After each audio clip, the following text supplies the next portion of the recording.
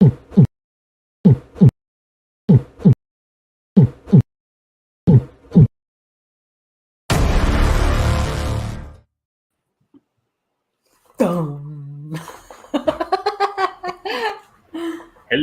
everybody. Is this where we jump into a phone booth and then change into our superhero costume? Yeah, that's what we.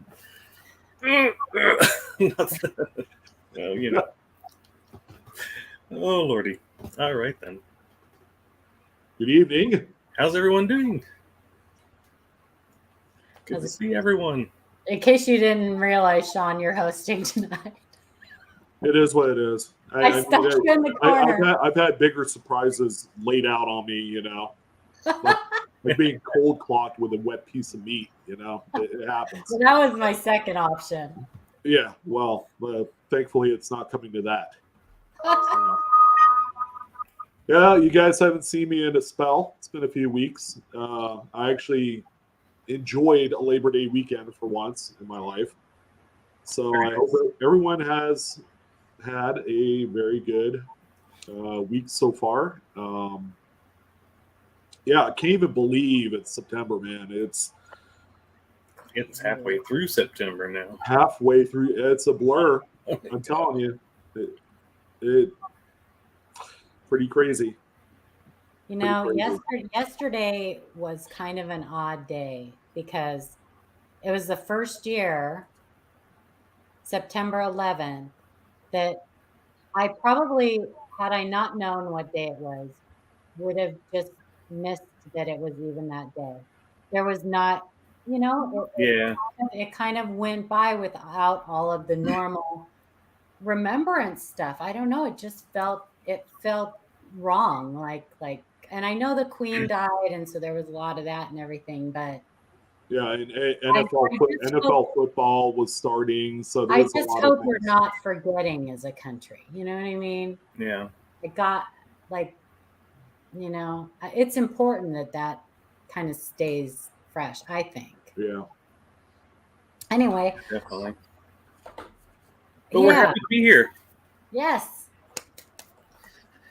Hello, everybody. Paul Hampton, Steve Boyd. Ron Wilson. Weren't you just talking to Ron Wilson? I was talking to Ron Wilson. I had a really nice talk with Ron Wilson. Nice. I did so he emailed me, and this was a special thing, you guys.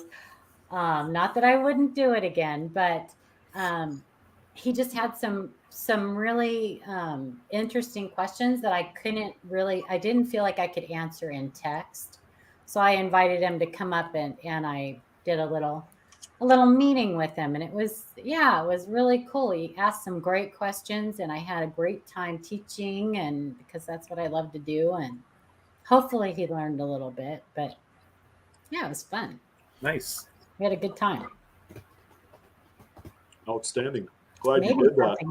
Maybe something we can offer maybe in the future. We'll see. Possibly. A little one-on-one, like basketball. Yeah. We'll put that guy on the spot. Adam, that guy over there. Make you do it, Adam. Just we'll make Amanda do it. Gun Demon, what's up, dude? We're going to get her out of that shell. Amanda does great. She does. You guys would be surprised. Well, we're live. Let me go ahead and share the stream. You know me. I thought you already did. No, I shared the toner video. Have you guys been checking out the Toner Tuesday or Toner Weekly? Or if not, you should. Toner Weekly. Weekly Toner Report. Weekly Toner Report. Whatever it is. Demon was awesome. Those are some awesome coins this week, by the way. I thought you did share it because I said to Shannon and Adam, Shannon and Amanda, I said, oh my gosh, Sean shared the video, and I didn't even have to say anything to him. Nice. Yeah, I'm kind of a pest. So, hello, everybody. Original ATOG, Chief Ant, Joey, Proud Ma, Cindy, Steve Boyd, Victoria Roman Kata, and Laura, Ron Wilson, hello again. Anthony, is that me? Like, It was an feedback? echo from something. Is it me feedbacking? Not now. Who else did I miss? Raise your hand.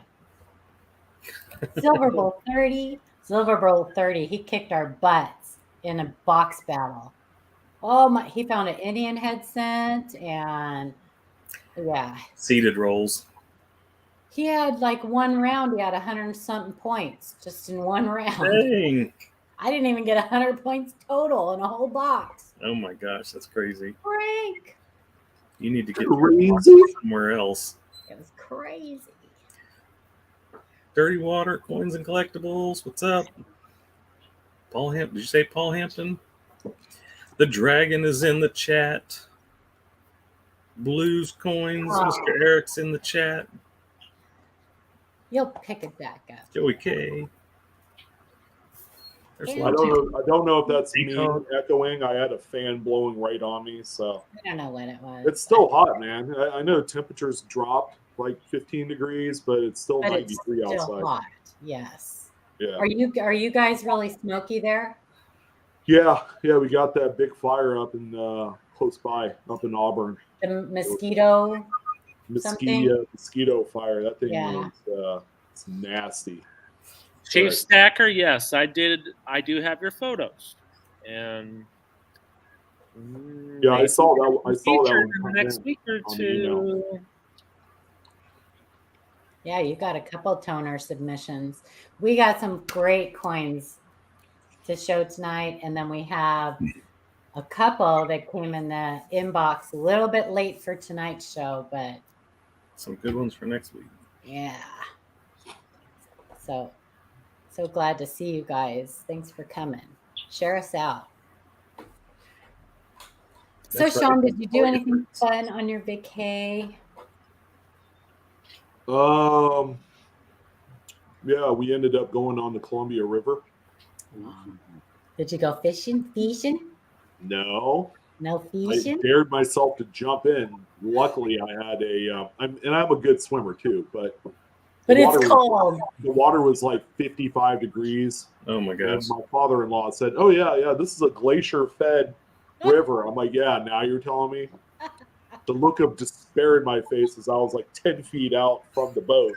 Yeah, it was bad. My wife was kind of telling me to calm down and, don't panic. And I'm like, yeah, I'm in shock right now. I can't even move my extremities. You probably looked like a big blueberry floating out there. So, anyways, yeah, that was my adventure. It was chill, and we just had a good time. I needed to decompress. We needed a little bit of a road trip. We haven't had that in like 2-3 years. Yeah. I didn't even get to see you. No, well, you were smoky. You had that fire nearby. I'm like, yeah, I ain't stopping here. I thought about it too, but I know it was horrible. As soon as you messaged me, you're like, yeah, you guys got some great air quality. I'm like, yeah. yeah, you're like, what? You're here? Just drive right by. Yeah. Right by. Drive around it. So the day that we left was last Friday. Now, I don't know if you guys heard, there's a town in Northern California called Weed. So that's one of the towns that we passed through on the Interstate 5, driving up to Oregon, Washington. And it was the next day that they had the big fire there. There was actually 2 wildfires that combined or something like that. And it decimated the neighborhood. And on our way back, I'm like, we got to check that out. Yeah. We ended up driving through, and it was the worst thing. I don't wish it on anybody. I think it started in a lumber mill. Yeah, or said something. I don't know. I've heard a few things, but yeah, we drove right through it. Not a home in sight. Still, there were a few, but half of it's like burnt. So they had law enforcement. Cal Fire was around, and they were just kind of like keeping the scene just protected. They had fences all around the area. It was chaotic, to say the least. And I'm like, yeah, just 2 days before that, this was all normal. So I don't know. It's pretty surreal. These wildfires are no joke. I personally struggle because I have allergies and I don't do good with smoke. So, And Miss Silverback, nice to see you. Yeah, definitely. So good to see you. hey. Yeah, it's one of the bad things about that fire is that a lot of your resources were over here fighting our Rum Creek fire. Yeah, And they so were it all took over a the place. while. And then, in a twist of fate, San Diego ended up having a stupid tropical storm come up through the Baja, and I'm like, we really need that water. Yes. And Right. they ended up getting all the water from that storm, and it didn't linger too long. It ended up passing through and created its havoc with its flash floods, because they were also dealing with fires down there too. So you had the burn scars. So when you have that, it's just the flood water is just kind of like. Well, that's what happens when all of your emergency vehicles are electric and you have no electrical. Right. Yeah. Think about that, Newsom. Think about that. Yeah, Steve's and Encinitas, it barely touched him. He probably got a passing shower. Yeah. Somebody asked me yesterday, so do you think you're going to get anything from that? I'm like, no, it won't even. Yeah, we need it's not, it's a tropical storm. It's not like the standard, monsoon that they normally get in like Arizona, Las Vegas, like this time of year. It's different. And we don't even get any up here. We rely a lot on the weather that comes off of Alaska. Yeah, Paula, the wacky Washington, Oregon weather that you guys normally get on that the wet we haven't. Yeah. So. Yeah, that usually we're complaining about, but now we're begging for it. Yeah, that weather. There's always scary weather somewhere, right? Yeah. We don't have that kind of thing, but we have those tornadoes, don't we? Adam, tornadoes pouring through sometimes. So we have a lot of good coins to see. So should we get into it? Because we have some great coins for you guys. Sure. Tonight. So, all right. I'm going to go through our usual spiel. Live coin Q&A, September 2022. We would like to encourage everybody to join the American Numismatic Association. It is our national coin club. With your ANA membership, you will get some special perks. There are special events. You'll receive free admission to the World's Fair of Money and the National Money Show. There's videos, podcasts, blogs, coin collecting tips, online research tools, games, quizzes, and everything numismatic. You'll enjoy exclusive discounts on ANA seminars and money museum auctions, coin collecting publications, books, supplies, collection insurance, and much, much more. There is the Virtual Money Museum, where you can see exhibits, explore spectacular collections of coins and paper money from the nation's largest numismatic museum. There's educational programs. You get access to the best educational programs. That's a fact. In the hobby, webinars and seminars, lectures, correspondence, courses, and more.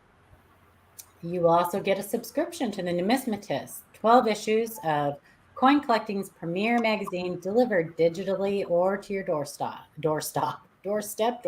whatever. If you want the printed version, you have to upgrade your membership to the platinum for the printed, but you will still get the digital, and I get the digital.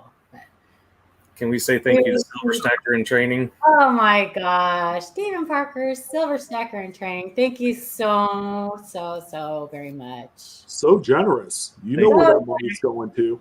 It's Monday. Hello, everyone. Aren't you ever going to run out of those lap dances, Sean? Come on. Well, due to inflation, $100 only really lasts about 20 minutes. That's true. That's true. Inflation. Yeah, these ladies need to make a living. So that's like 19 more minutes than you. We've heard, Sean. Yeah, you will receive $15 off of a new NGC and PMG membership if you want to submit your coins to NGC. Another club we also encourage you to join if you are into errors and varieties, or you think that you may have a new one. This is where you'll be sending your submission to. So join CONECA, Combined Organization of Numismatic Error Collectors of America. You will get a subscription to the club's award-winning journal, Error Scope, published 6 times a year, one of my favorite publications.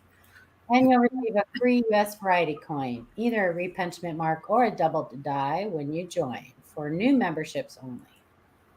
You'll get a club membership card and an invitation to the annual Errorama, including the awards banquet, the annual meeting, and the cherry pickers contest. You'll get access to members-only area of the CONECA website, where you can view electronic back issues of Error Scope from 2004 through the current issue. And we also have a Facebook group, so you can join our Coin Q&A Facebook group. It's a great alternative to sending your questions to our email. We have lots of people in there that help us out, and you are likely to get your questions answered a little bit faster. If you do want to join, please answer all the membership questions and accept the rules, agree to the rules. Dun, dun, dun. Breathe, Paula. Okay. Breathe. Breathe. Where do we want to start?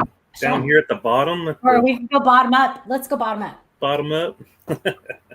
But before you jump in, Joey, about the 2013 duplicate stars, it's the entire run, man. It's not just a certain, serial number set or anything. No, there's some of the 2013s that aren't involved. It's a really high number. I'd have to get the numbers. I can do that in a minute. Yeah. There's a certain range that the DC print only went up to, and then the Fort Worth went up to a certain amount, but they continue to print more. Right. Yeah. If you could find that data, I'll take it, Shannon. Sure. All right. So the first one here is from Ant. It's the 1875D 5 finning shattered die obverse. Hello. Almost a month ago, I found this at the local coin show. I thought that you would like to see it. I'm planning on sending the pictures to Cuds on Coins when the option is available again. I think he got the thumbs up. Thumbs up to send it? Yeah. Awesome. Ooh, that's nice. Wow. That's crazy. And to think people don't like world coins. Exactly. World coins are a cornucopia. Although people are starting to buy up all the Queen Elizabeth II coins. Well, we knew that was going to happen, right? Yeah, well, they were minted into oblivion. They're not really, And for 70 years. The question is now: is the first coins that they're going to do for King Edward? Charles? King Charles III. Yeah. Are those going to be? Should you hang on to those? No. My question is: are they going to have flaps on the sides of the coin? Get it? His ears? Never mind. Yes. Forget it. Wow. Anyway, I know. Wow. Whatever. You're mean. This is a great coin. No. Too soon? Sorry. I'm sorry. I like him. No, I do like him. I think he's going to do a great job. This is a great coin. Yes, very awesome find. Ant, I know he's in there. He was. If anything, pick up the second year. Ant, when you do get this in there, please email us and let us know that it's listed, and we'll update. I'm curious. Well, where's the Mint facility where it's D?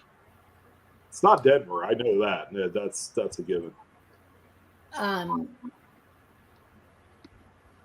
I don't know. Does it say on Numista? I don't know. Well, look at that. There's 2 D mint marks on the reverse. Ant, where was this minted? He's like, my garage. Yeah, but Ant, he did say that he would take this coin, that he would accept it. So please message him, because he did say he would accept this. It says D is Munich. Okay. German. Well, that makes sense. Yeah, double D. I mean, A is Berlin. Maybe it goes by size of city or something, or size. Is Berlin A? Berlin is A. It says D is Munich. F is Stuttgart. G is Karlsruhe. And J is Hamburg. I probably screwed that first saying it. Hamburger. Is this silver? Hamburger. Does it say, Shannon? It looks like it's silver. Silver? I mean, It's copper nickel. I was just looking at the mint facilities mint marks. I wasn't looking at that coin. Sorry. No, it's copper nickel. It said okay. The obverse die is cracked too, man. Yep. Boy, that's crazy. That is a shattered die. That thing really. And they probably said, "Just get back in there and work some more." Yeah. Probably. Well, it was 1875 or something. Yeah. I'm sure they were probably not keen on making new dies, constantly. So. Oh, I guess this is me. 1982 or 1983 Lincoln set from Gussie. Hello, Sean and panel. I love your content. You got me back into coins after 40 years. I found this while coin roll hunting. Please let me know your thoughts. Ooh. Very cool. I bet you I can tell you right off the bat, it looks like a large date 82. That's what it looks like to me, because I can kind of see that. What's the snake? It looks like a snake. Yeah. Weird. Yeah. Weird. Yeah, that is bronze. The bronze struck through capped eye, or either obviously late stage, on a bronze coin compared to a copper coated zinc. It looks different. Mm-hmm. Yeah, this is even getting that wrinkle. Yeah, a little bit. Mm-hmm. It's a nice coin. Well, Joey, it's a capped eye. I mean, it's a struck through capped eye. I don't see a brockage on this, but it could. I mean, if it was struck through an earlier state capped eye, where you still have some of that reverse devices still on that cap, then it will be a brockage. But this is way too later stage. Yeah. The cap is actually razor thin at this point, where at any one point it could wrinkle up, it could tear, but it's thin enough where the actual original design from that hammer die is making its impression through that very thin cap. Does that make sense? Yeah. Mm-hmm. All right. Well, to me, it does. I don't matter. It doesn't matter if it makes sense to me. It's got to make sense to them. I kind of like it when it gets to the very late stage. You could get like a ripped cap, and it'll show as something pretty spectacular on the post coin. I like they get the little wrinkles in them, and I like that. So, yes, we do have a reverse pick. It's right there. There it is. Totally normal. Totally normal. Wouldn't it be funny if the reverse was the same, though? Well, yeah. It would probably be something a whole lot different. Would be a lot different. Because you can't really have a anvil die cap, can you? Yeah. You can have it can be, but it's rare. It's very rare. Like you don't encounter that much. I wonder why. Because it's hard for it to stick to a stationary die. I don't know, or the revert, because it's there, and there's it comes up, and then goes back down, and Isn't the anvil die more inset, so where it won't give the cap an opportunity to stay put? Yeah, it's kind of like on a spring-loaded type thing. Yeah. Gotcha. Yeah. See you there? More to learn. I think it's your turn, Amanda. 1998 Washington Quarter Extra Leaf from David and Melanie. What do you think? Just opened a roll that was put away in 1998. This is one of the 5 errors that I found in the roll.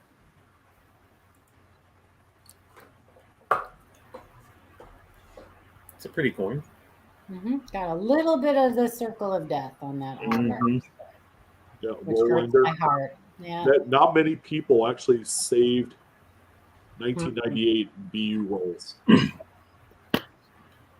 Because at this particular point, people were waiting for the statehood quarters. They didn't care about the previous 3-4 years of these. So these photos were deceptive. They were deceptive, but I think wasn't it you, Shannon, that said, "Whoops." Well, we're gonna have to go look at the full coin picture that we can't really see. Well, you can. So up by his beak, you guys can see that anomaly there. Looks like a spitting eagle.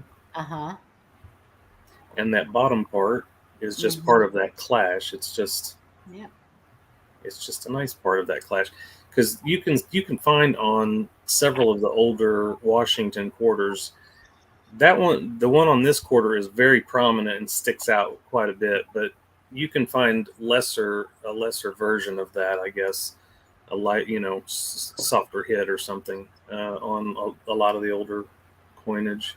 Well, and it's so 1998D we found a listing for that's very similar to this one.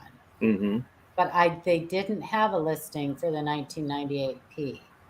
So who sent this one? David and Melanie. If you would like to for us to give you tell you how you can submit this to see if they can get it listed on Mad Die Clashes, we'd be happy to help you do that.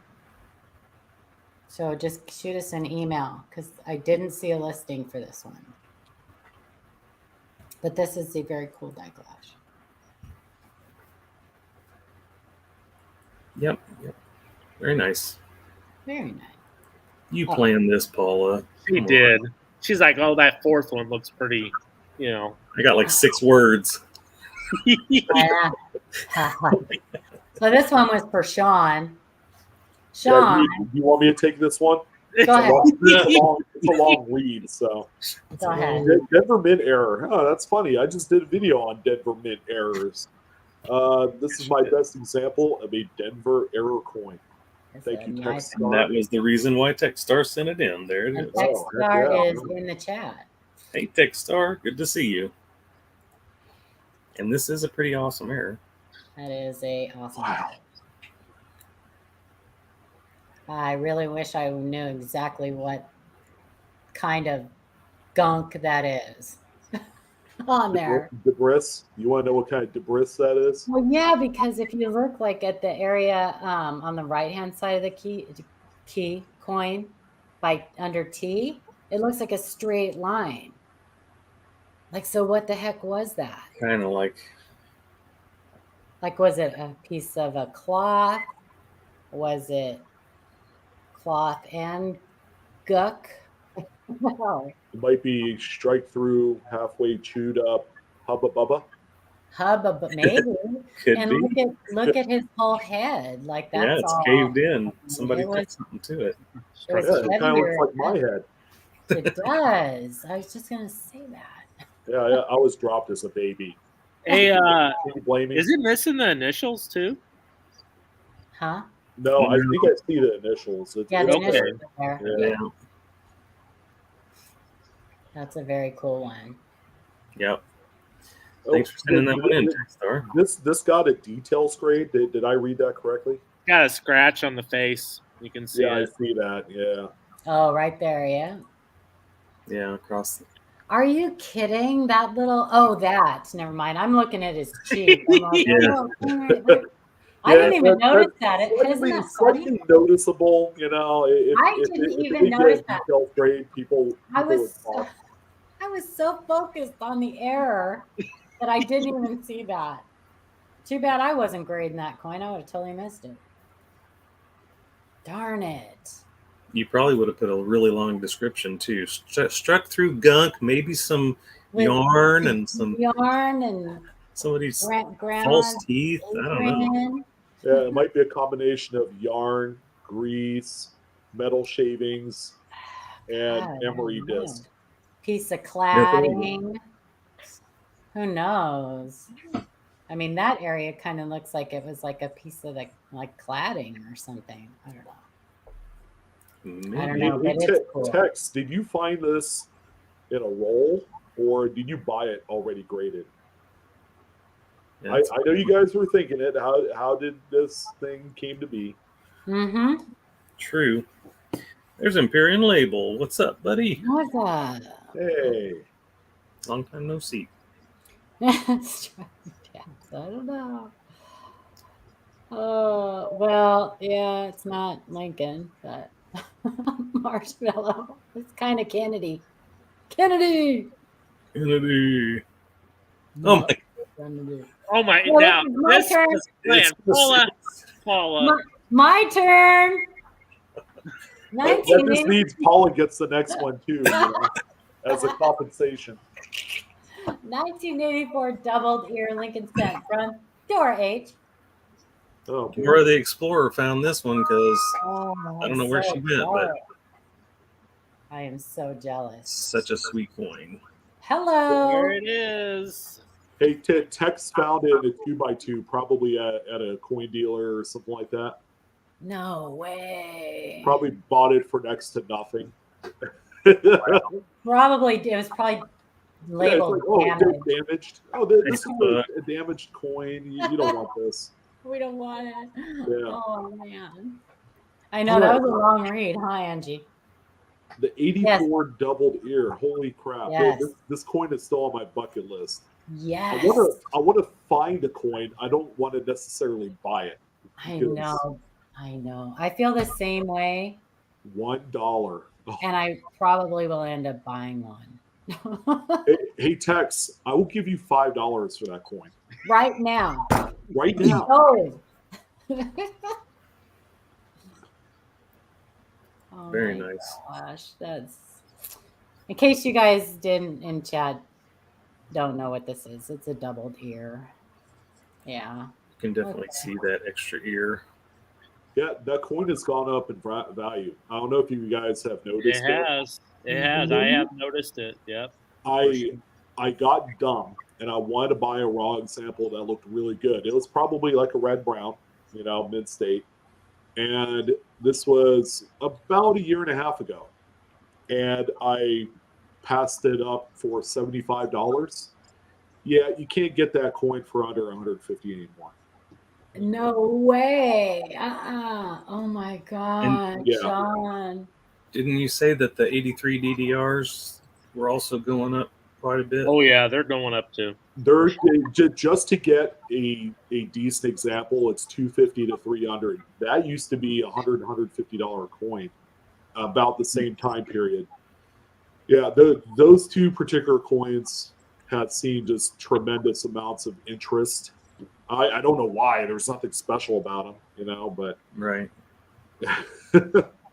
I'm just not that 97 also coins. that 97 double ear. I think it's starting to pick up too. I think the double ears in general are just the double ear, the 95D DDO is another one that's been picking up some interest as well.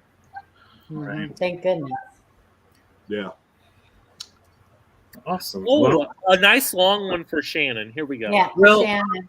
I also did this email, so it's all right. I know. Yeah. Hey, look at that. It says continued at the end. So I know. Just about Wait a minute. Hold on. All right, I'm ready. Okay. From Joey K, the 1926 SP dollar. Hi, panel. I picked this up at a recent A&A show. Stumbled upon this 1926 SP Staller that had obvious polishing on its obverse. It actually looks whizzed. I've never seen anything like this polishing before. The seller was trying to tell me that this 1926S has a VAM concerning the over polishing. Continue. Oh, sorry. He said it is called that in the VAM, the 1926 over polished. I just couldn't believe PCGS or anyone would allow this coin to be certified as a straight grade. Well, here it is, guys. What you think? Mm-hmm. So I thought it would be a good coin to kind of talk about because I actually was looking it up, and there is a 1926 S VAM that is a over polished or a heavy polish, I think they call it, or over polished. Very heavily polished. Wow. Yeah. Holy But- crap. I did too, Shannon, because I looked at this and I'm like, that's totally whizzed. Yeah, And I'm like, well, every dealer would look at a coin like that and they're like, oh yeah, this thing's heavily Yeah. whizzed, polished up to wazoo. I'll give you $20 for it, and come to find out it's an actual VAM. but No. for those of you in chat, we actually do look things up before we answer your questions. So it's a good thing we do, because I guess this is pretty common on the 26S. So did you think that the pictures looked like what this was? I didn't think it looked like any of them. I didn't think that the example of the over polishing VAM looked quite like this. I thought there was more. I don't know. It didn't look artificial to me, which this kind of looks like maybe somebody did. But it also had, I don't know. I want to say it had some clashing or something on it. It had something on it that this one didn't have. Right. But there are normal examples. I think if you look on PCGS, I think that they have one on there that has, for 26S, it's normal. That So has that. Here's the thing, though, that here's the thing that he's talking about, though, is it doesn't say, it's not attributed as of that VAM on the slab, correct? No. So why would they grade it, not straight grade it, looking like this? Because this is something that was done on the 26S. Mm-hmm. P-Staller. So yeah, so they all that dye, similar. a braiding or whatever is just, it's like a marker for this, for the VAM.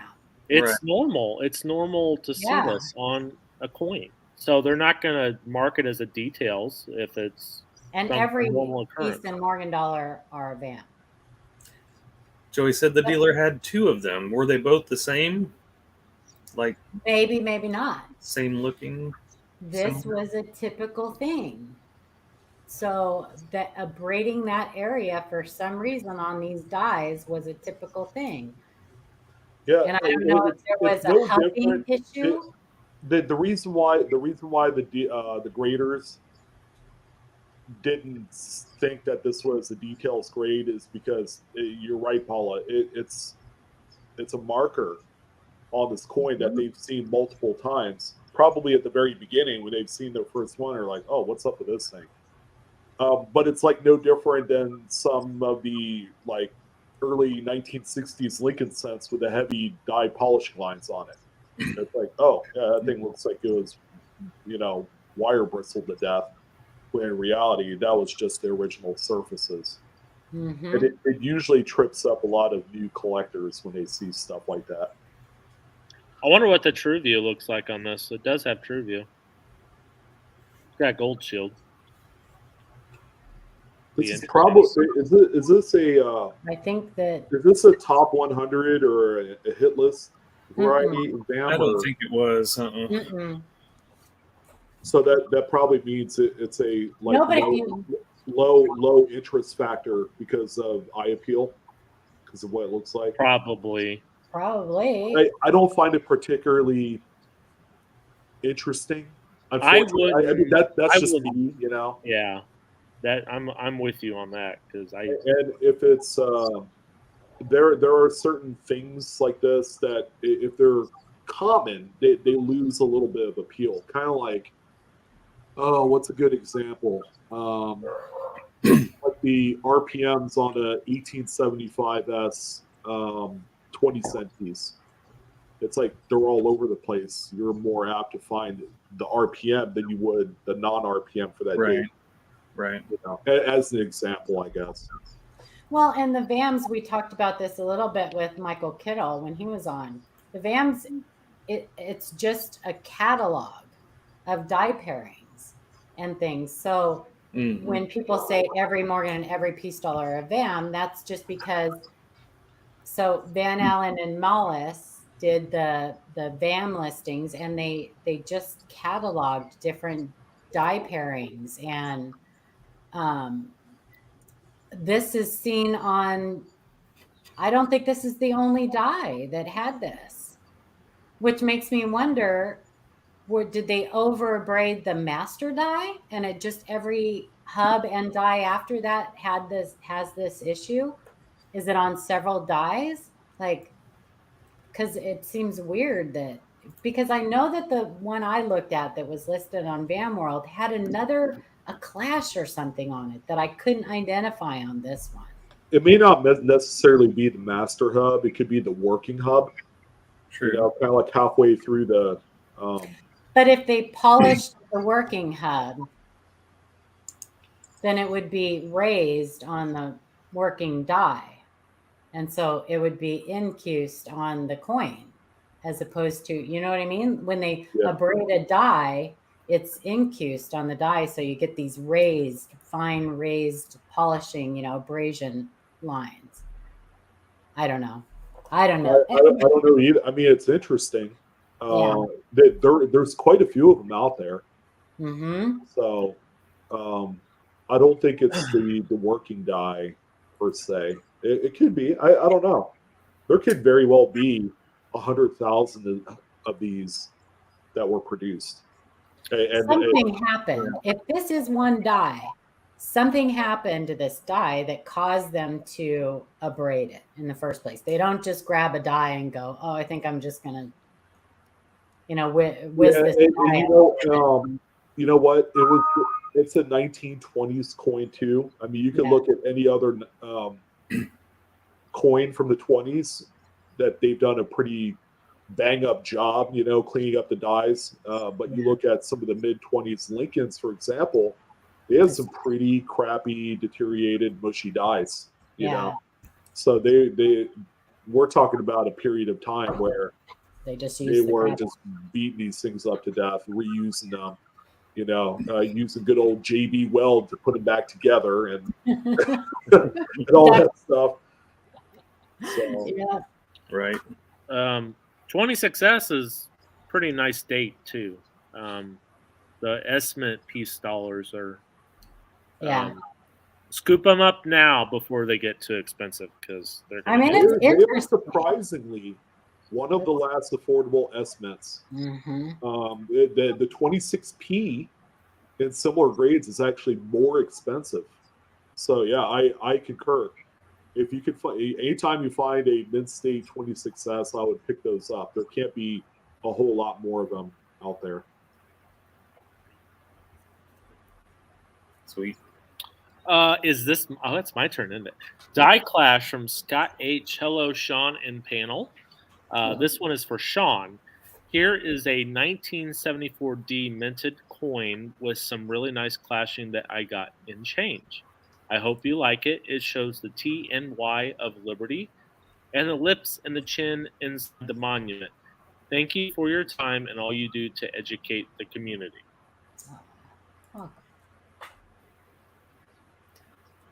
Oh, what do you know? A strong clash on 8 Denver. Very strong clash. Nice.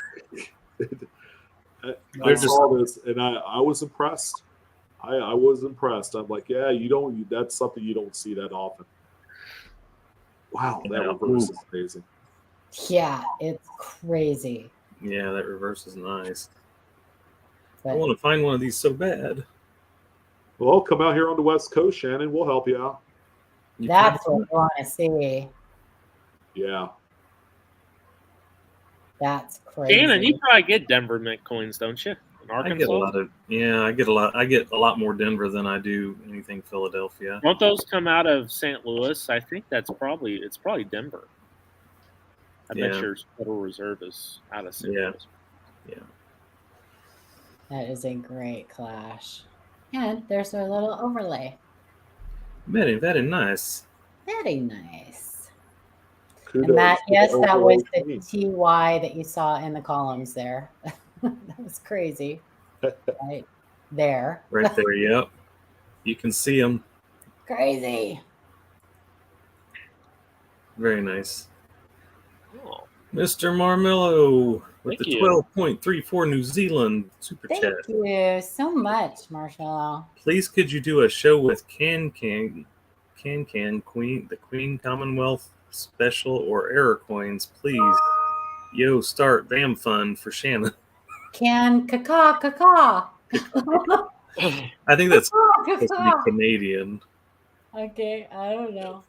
I think Hey, it's Shannon, you got a raise, buddy. yeah. And you it's the said BAM you're not fund. getting paid enough. Shame on you. Thanks, hey, Mr. Sean, Mark. somebody asked about are they going to stop making the Silver Eagle? I didn't hear anything about it. Oh, I didn't hear anything about that. There's always rumors about something, right? So, no, I haven't heard anything. well, that's our bullion coin, right? And isn't there like does legislation that has to happen for?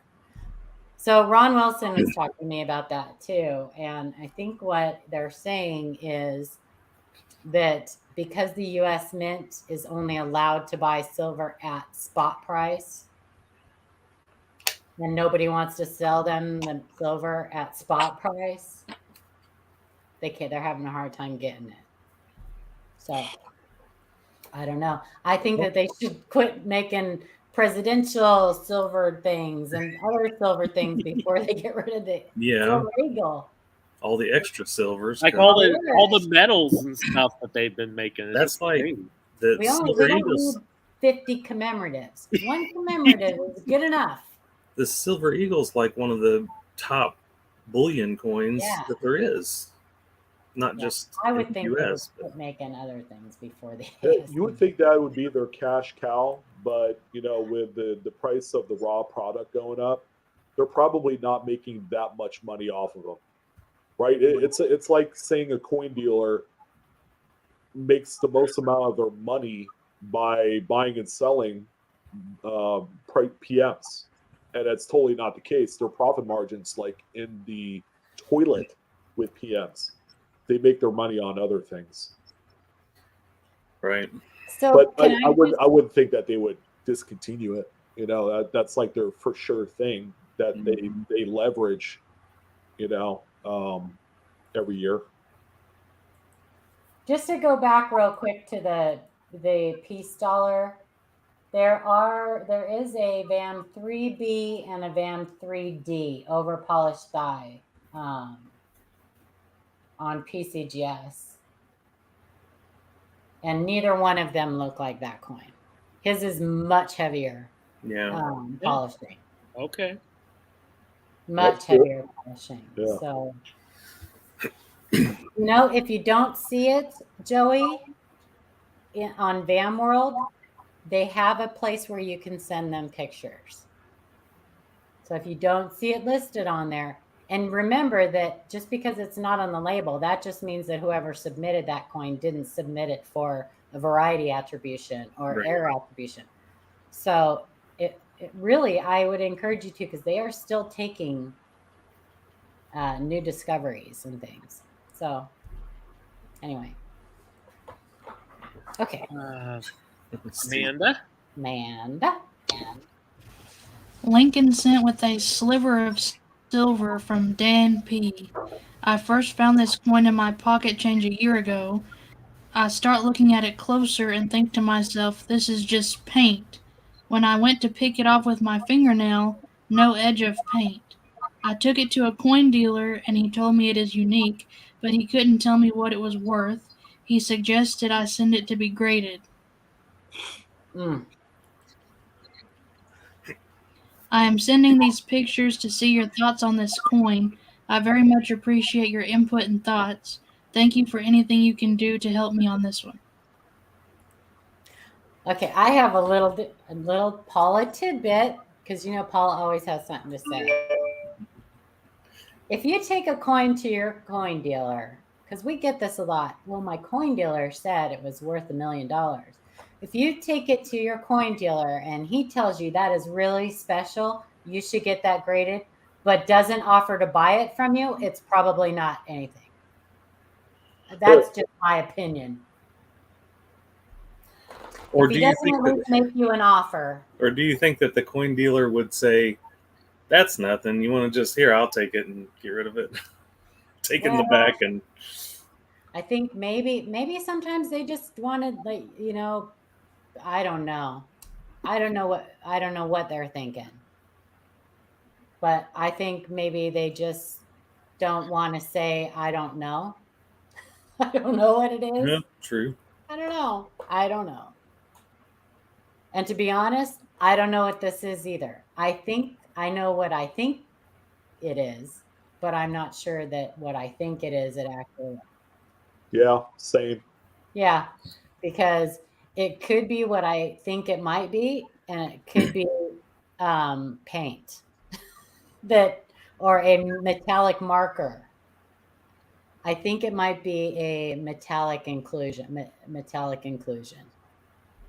So the coin isn't mint state. It's circulated. Yeah. It's brown. I would probably entertain. I mean, if you haven't done it already, dip it in acetone. It's not going to hurt at this stage. Papa Giorgio just asked that question. Yeah. Now, a mint state coin, I would not dip, because that will create carbon spotting in the future, and you don't want to cross that bridge. It really messes up the overall appearance of those coins. But yeah, at this stage, in this condition, why not? Nothing to lose. Mm-hmm. If it comes off with the acetone, then you got your answer. If it doesn't, then that becomes a very interesting find. Yeah. And there are and it makes sense too because of the time period. Mm-hmm. And how does that happen? The metallic. Is it tin? Silver scrap? Is it zinc? Is it tin? It just happens. Silver scrap? Is it 1930s era of manufacturing plants and factories, and they got crap all over the place. They're not as sanitary and clean. I would imagine that the mint presses probably have little metal shavings all over the place. You think about every scenario. It's not as clean or sanitary as it is. Or it happened when they're making the sheet or the ingot. Because it starts out as an ingot. That's another possibility as well. Right. Mm-hmm. I found this on a 1909 Indian set. Really nice condition. Mm-hmm. I've seen them. Steve, this just looks a little different. Steve, it's possible, because they actually put a little tin in these compositions, and that's why they're bronze and not full on copper. So that could be an improper. The tin out. Sorry. No, you're cool. But they took the tin out in 65 or 64, somewhere around there. When they took the tin out, was it 65? I think so. Something. But yeah. Mm-hmm. You said improper alloy mix, it could be? Could be. Could be. Yeah, I couldn't make a definitive call on it. I don't think I would be able to make the call even with the coin in hand. Yeah. I think as the owner of the coin, you should probably go ahead and dip the coin in acetone. Like, I think the part that looked the most odd to me was like on the upper part where it looks like there's actually a spot where it doesn't break. Yeah, like a break in the middle, mm-hmm. which kind of makes it strange to me. Yeah. You know. So. Yeah, would they even be able to tell with like a XRF or whatever those machines are called? Would they be able to tell with that? I don't know. That small? Maybe. Yeah. Yeah. I'm not sure. And how much will they charge to use that on your coin? I know More some than that time. dealers have them and they don't mind just using it on a whim, but there are people that like to charge a pretty hefty fee to use that. So I don't know. That's Send my it to a turn. lab. Yeah, Have it send examined. They'll do a biopsy on it. biopsy. Don't pick at it. Don't pick at it. 2007 Roosevelt dime clash. Papa Giorgio. I found this 2007 Roosevelt dime a few years back and kept it because it appeared odd and it wasn't what I actually had.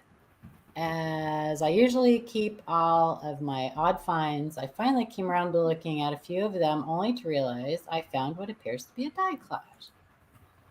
Just thought I would share since you have discussed many a die clash on other denominations, but rarely on the dimes. Could it be because dimes are an unloved denomination to hunt? It could be.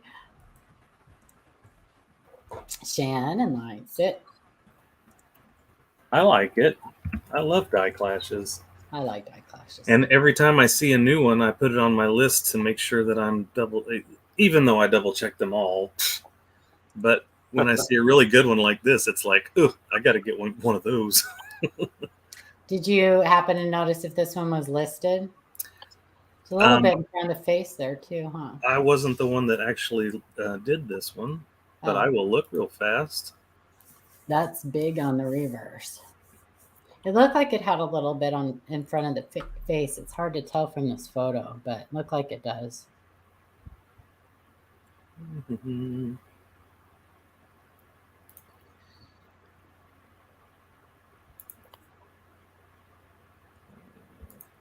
Can you see that too, Sean, right there?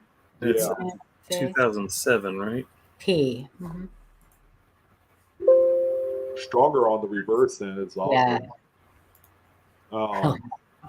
Crazy.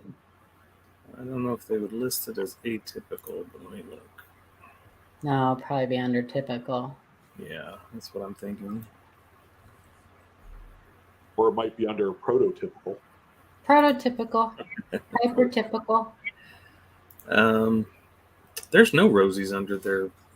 Oh, that's halftime. Never mind. Sorry, I clicked the wrong thing. Yeah, there wouldn't be any rosies under half dimes. Oh no, I'm clicking the right thing. I'm clicking the right thing, but it's the wrong link. Oh, you know what? It's broken. Yeah, it's broken. Well, I didn't see one in the typical, which that is kind of, I mean, yeah, it's broken. I was told that one of the ones that I had submitted was close to atypical, they said, but not, and it was somewhere around there, maybe. Maybe. That's strong on the back, though. I love that. Mm-hmm. Yeah, I remember because I think I looked this up too, and I couldn't get that link to work when I clicked on it. It kept going to the wrong thing, and I'm like, "What is happening?" Right. Yeah, their website's broken there. So there is your overlay. Very cool. Very nice. I think it's Sean. 1974 quarter. Sounds fake to me. From Xander. The 74 quarter was given to me in change from the store clerk. I heard this tiny sound and she handed it to me along with the other coins. I had to look into it once I was home. It looks to have some weakness on the obverse and the word liberty, and through most of the lettering on the reverse. The weight is also off, weighing 4.5 grams. Continued. Seems to be same size and thickness as other 74 quarters. I see no evidence that this could be a magic coin. What may be the cause of this? We actually looked at this last night. I think we added it last night. I think it struck on dime stock. Adam said the same thing. It was Adam who said Do you think this could be struck on dime stock? I think it's struck on dime stock. It's a right weight for that. My only question is, she said, or was it she? Yes, it's that it's the same thickness. well, but And that's throwing me off. When we were reading, didn't it say that they could be similar thickness? Similar. Or, But, I mean, yeah, typically slightly thinner. Yeah, but you could see how weak the periphery is. Yes. Which is usually why the hallmarks of a coin that's struck on the wrong stock. Yeah. Yeah. See that? It has the exact appearance. So when we were looking it up, the only thing we could find was 70Ds. It's super common on 70Ds. Yeah. But I didn't find anything for 74s. But the weight's right for dime stock. And also, ironically, whenever Adam was Googling, trying to find stuff on the 74, he said that there were a lot of questions about what's the correct weight of a 74 supposed to be. There could be a lot of these out there that people just aren't sure what it is and toss it aside because it looks like it's damaged, or wear on there. Yeah, because Scott, not necessarily. Clashes are nice, but they don't need to be graded. They don't really hold that much. I mean, some of the like super extreme ones where the coin is like in great condition and stuff can be. Or a proof coin with clashing, I would grade. Proof coin. Yeah. Or Franklin's, because that's what they're. Yeah. Of course. Bunny is, right? Yeah. Or what's that? The multi-denominational clashes of 1857. Yeah. Throw that out there. The flying eagle with the gold $20 or whatever. That's the only one missing in my collection. Is the gold. Yikes. Yeah, it's crazy. That's sweet. Yeah, so this is really cool. If you guys don't know, so it's not a dime planchet. When we say it's struck on dime stock or quarter stock, or it's the so they put the wrong roll of metal because they come in big rolls what they cut the blanks out of. They're big sheets of metal in rolls. And they, instead of grabbing the one that was intended for quarters, they grabbed the one that was intended for dimes. And then they cut quarter-sized blanks out of that. So the blanks are the same size, but they're a little thinner and they're made of dime stock instead of quarter stock. So they're lighter, and so there's weaker design because there's not as much metal as intended. So the design is weak. I don't know if that made any sense. I just heard it back. No, it does. Yeah, there's design weakness because the min presses are used to a certain pressure for a strike based off of the general thickness of quarters, right? So if something comes in that's a little bit thinner, it's not going to completely strike up all the design details, and that's mostly relegated to what's on the outer edge. The periphery is what they call it. Mm-hmm. So if you guys have seen a 1970D quarter that struck on dime stock, you'll see what I mean. There's a lot of weakness there on that one, and I see similarities to this one here as well. I'm not sure what you mean, April. The ES is that off. I'm not sure. You mean because the S is a little bit higher? Because that's normal. Is that what you meant? I don't know. Yeah, I think it fits the diagnostics perfect for diagnostics. So. Yeah. You want to read that super chat, Paula? No. It says, see, I'm not getting the picture or whatever. Third Mornings.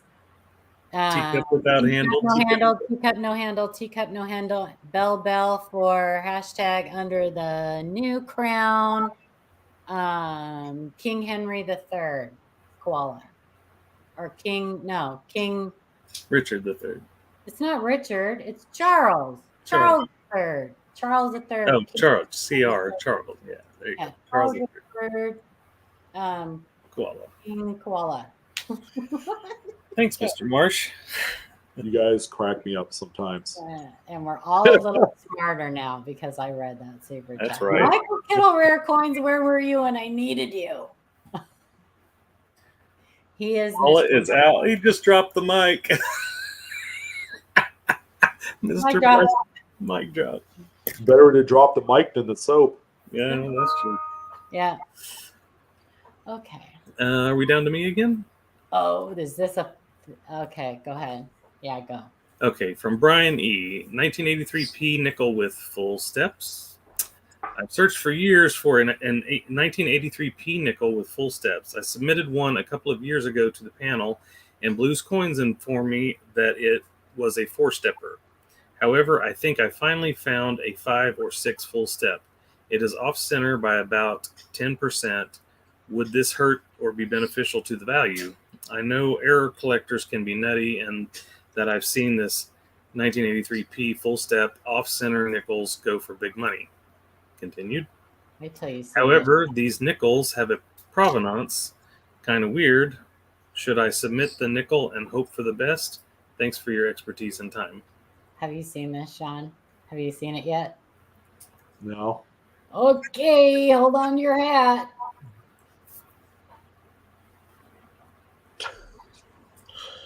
I don't see anything wrong with it. Right? Look at that. An off-center with full steps? Are you kidding me? Well, look at even the full strike of the building. Yeah. Amazing. This is a great condition. Strong strike on this coin here. And a grader will not only attribute it with the error, but they will actually FS it too. Yes. Right. Yeah. Right. I have no doubt in my mind that is 6 full steps. That thing is hammered. And it's an 83, which is just crazy. Yeah, that's a tougher date. I can't even believe I'm saying it. It's a tougher date. Maybe since it was off center, it did something and got that strike right. Maybe. Yeah, right. It has to be minted off center or broad struck for it to have full steps. Broad struck, yeah. Right. Yeah. It's sick. It's pretty. Very nice. Mm-hmm. How many gallons of pennies is too many gallons? Asking for a friend. Tell your friend. There's no limit. There's no limit. There's no limit. There's a funny story to this next one too. Is it my turn? I was hoping Shay was going to be here tonight, but we'll tell the story after. Yes. Oh well.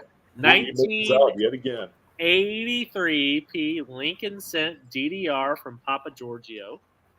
Found this 1983 Lincoln Cent last year, and I believe it is to be the FS802. What are your thoughts, and do you think it's worth sending to Annex to get graded?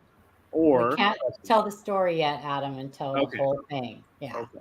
Okay. So not bad. You can definitely see the doubling. Yeah. Wow. There you go. She's pretty. Papa Giorgio did good.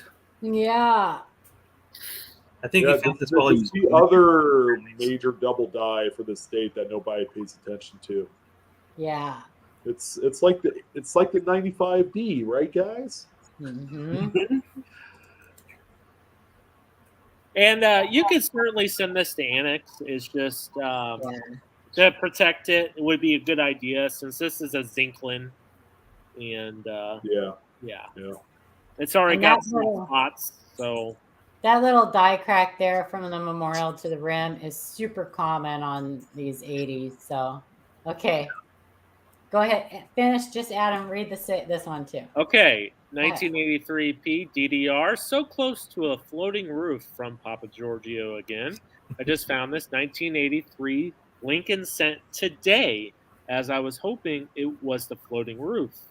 Well, it wasn't, to my disappointment, but it is my first class, that four Yeah. doubling found. I just wanted to share the wonder what your thoughts are on sending this to Annex to preserve it. I think it's around an AU 50, maybe if that.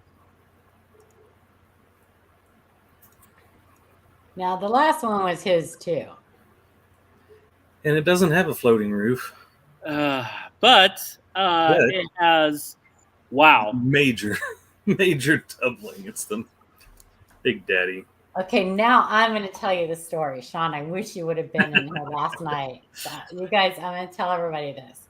So we were all doing our emails last night, and we came on this one.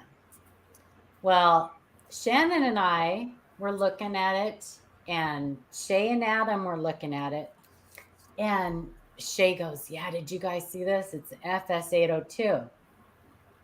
And I'm looking, and I'm like, that's the 801. And Shay goes, no, it's not. I'm like, no, that's the 801. The doubling is different directions. Doubling's in a different direction. And they kept, Adam and Shay were like adamant that no, it's the 802 plan. I'm like, are you guys looking at the same coin I'm looking at? What are you talking about? Well, Shannon and I didn't realize there were two emails in there.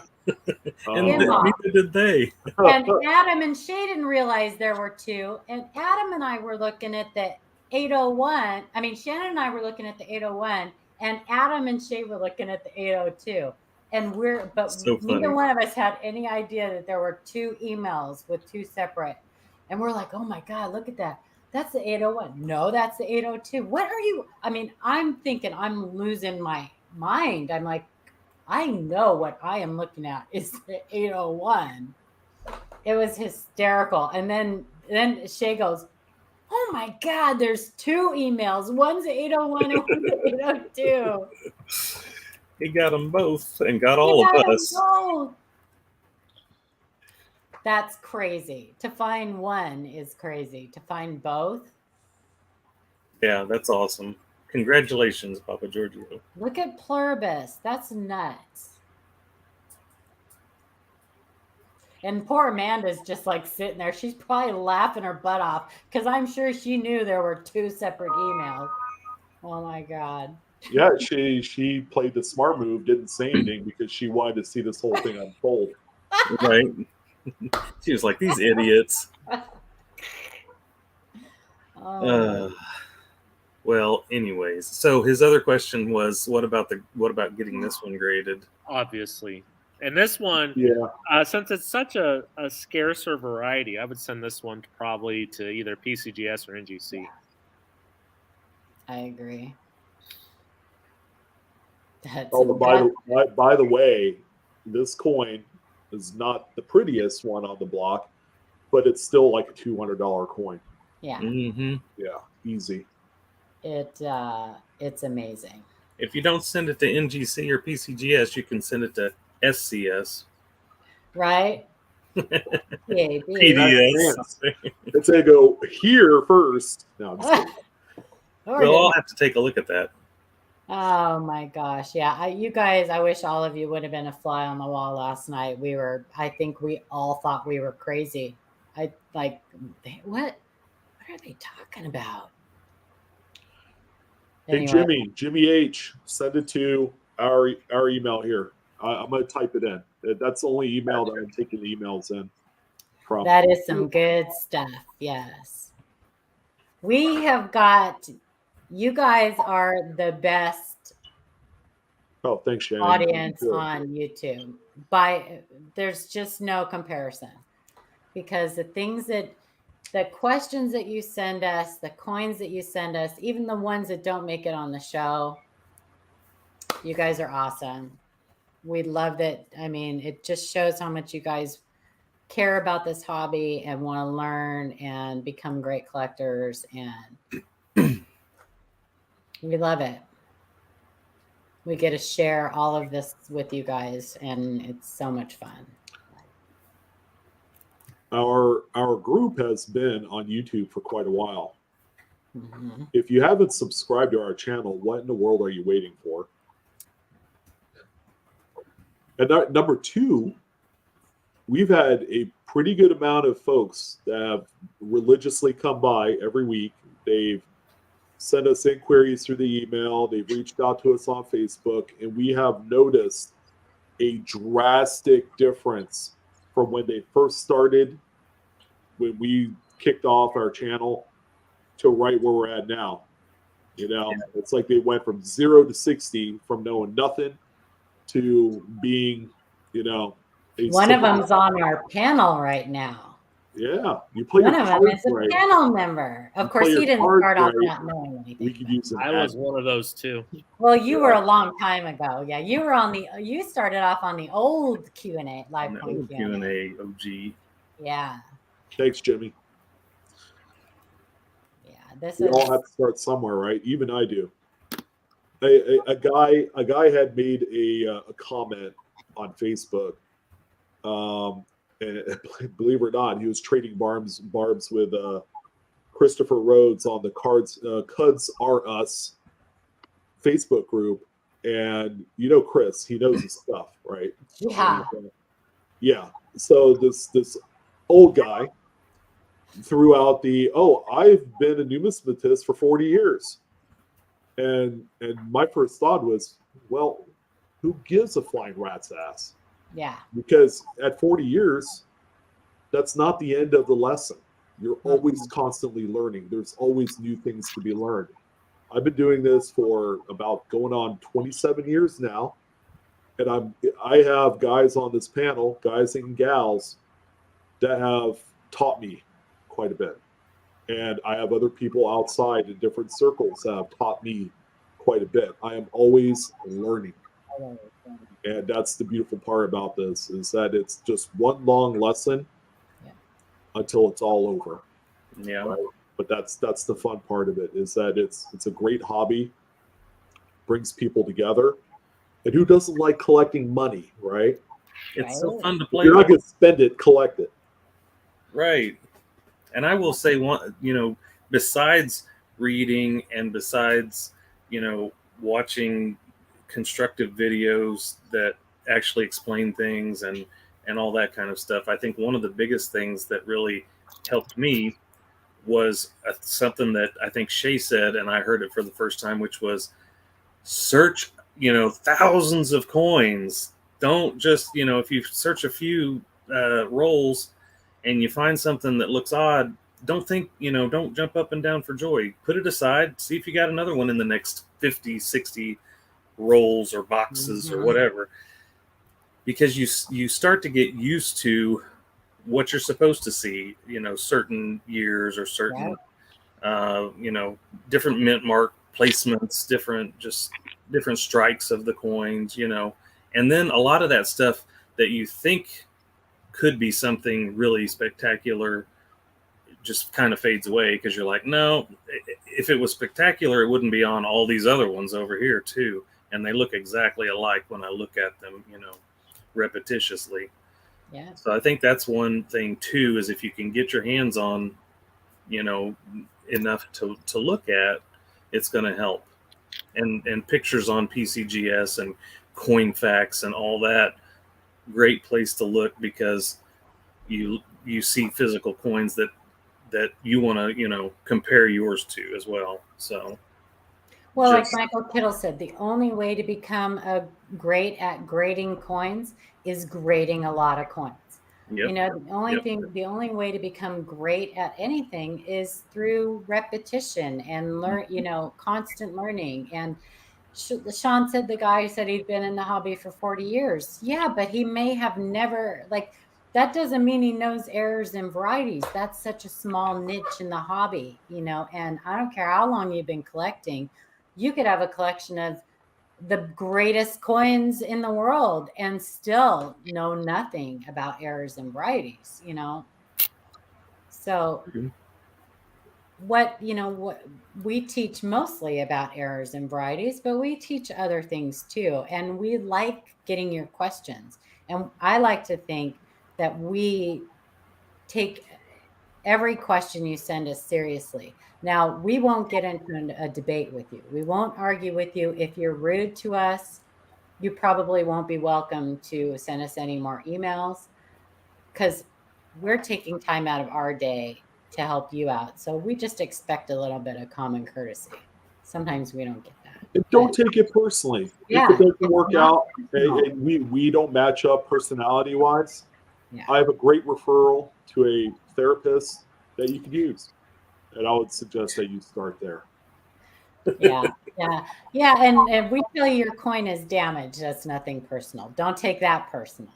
We've all Because been there. We've all been there. 99% of the coins you look at that you think are weird and unusual are just going to be damaged. That's just the way it is. JW deletes his reading before sending them. Thanks, JW. You're No, a I want you to indulge us. I want you to lay it all out on the line, JW. I want to see what 100% of your explosiveness can be, because Right. I could certainly use a good laugh.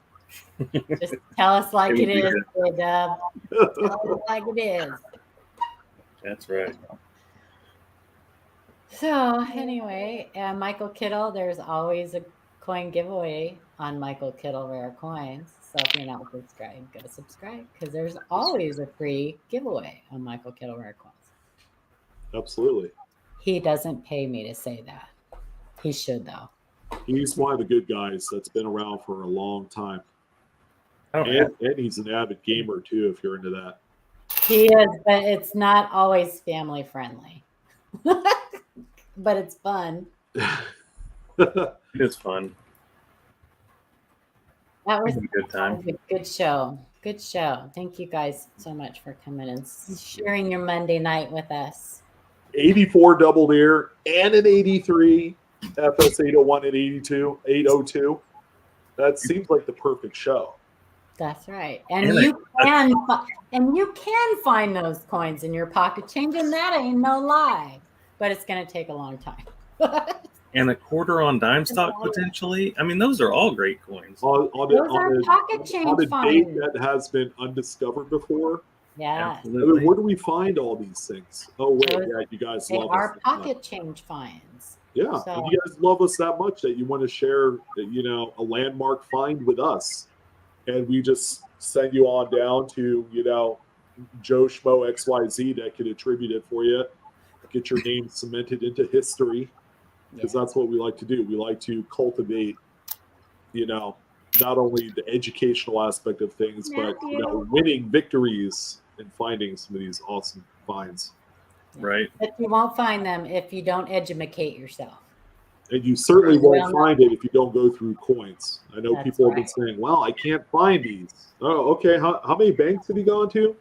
Well, my one bank. All right. Well, do you remember when that COVID thing started, and we were telling each other stories about hitting up the car washes and the laundromats? I mean, we were looking for, there's ways to get some change if you need to. It's funny you said that. I went to the car wash the other day. I just needed to get a quick vacuum. I ended up pulling out like $40 in quarters. Yeah, exactly. Oh my God, man. You can't take me anywhere. Anytime I see a soda machine, that spits out sack dollars and Susan B's, I get a few there too. Yeah, I'm bad. And when you're leaning over, paying your bill and looking at the tip jar real close, it's not a good. I found many silver wartime nickels in those. I can't do anything about it. Oh well, I mean, you could ask to buy it and say, "Hey, I'll give you $5 for that nickel." Well, the problem is they're the third party ones that the guys bring in, and they're already like under lock and key or whatever. Grocery stores just allow it to be in there. So otherwise, I would ask. Tip jars are open game though. I'm like, hey, I'll trade $3 for that nickel in there. Right. It'll be all right. It is true. A lot of times they're actually happy to let you exchange the change for dollar bills. Yeah. So, Yeah. mhm. Yeah, Well, they really don't care as long as the outcome equates to more zeros at the end of the day. Yeah, because then they get to split it It's all good. It's all good. We all need a break. well, I got nothing else to say, believe it or I not. think that's a wrap, ladies and gentlemen. Really good show. Thank Really you good to show. Paula, Amanda, Shannon, Adam. And we got a giveaway going on next Monday. Yeah, I think Joey was saying it's a bye week next Monday. Maybe it's because he wants to win that giveaway. Do you want us to have a bye week? I don't think No. so. I think we're in the zone. He's trying to Yeah. get people not to come, is what he's trying. And I think Sean has something special for next week. Besides the a runner-up gift to the A&A membership. I saw this at Barnes & Noble.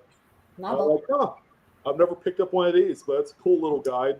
Again, Whitman creates some of the most weird, probably nonsensical books that I've ever seen, and we're going to give one away next week. Collecting for Dummies, isn't that one? Well, I don't think Whitman produces that one. Oh, they don't? Oh, I don't know. No. That's like Microsoft Windows XP for Dummies. Oh, okay. Yeah. I don't know. I don't own it. I probably should have. Or Windows 97. I'm still trying to figure that out. I know. Thanks for coming, everybody. Awesome. Thank you. What else we got? Nothing? We will see you next Monday. That'll do, sir. Good night, all.